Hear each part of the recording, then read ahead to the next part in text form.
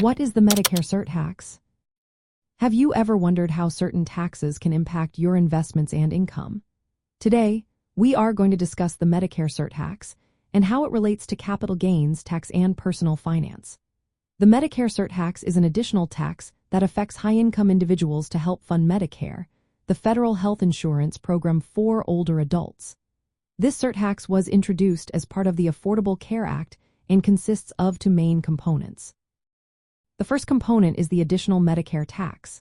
This is a tax of 0.9% that applies to wages, compensation, and self-employment income exceeding specific thresholds. For individuals filing singly, this tax kicks in on income above $200,000. For married couples filing jointly, the threshold is $250,000. This tax is in addition to the standard Medicare payroll tax that most workers pay. The second component is the net investment income tax, often referred to as the NIIT. This tax is 3.8% and applies to certain net investment income.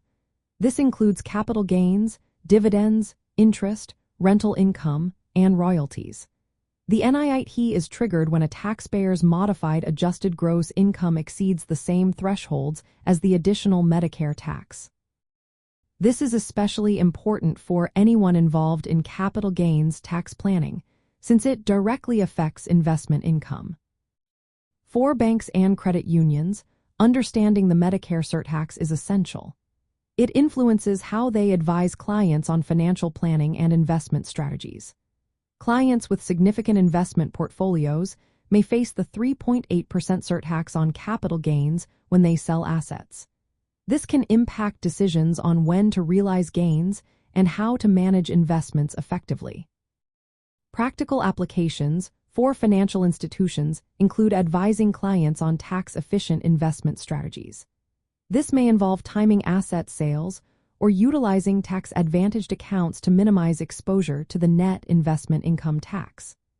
Additionally, banks and credit unions can help clients understand how their income levels might trigger the additional Medicare tax on wages or self-employment income. Estate and trust planning is another area where the Medicare surtax comes into play. Trusts may also be subject to the surtax on retained investment income, depending on specific rules. In summary, the Medicare surtax adds an extra layer of tax for high earners on both wages and investment income.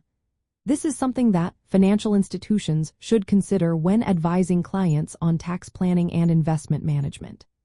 Understanding this surtax is vital for anyone with substantial income or investment earnings, especially when it comes to capital gains tax considerations.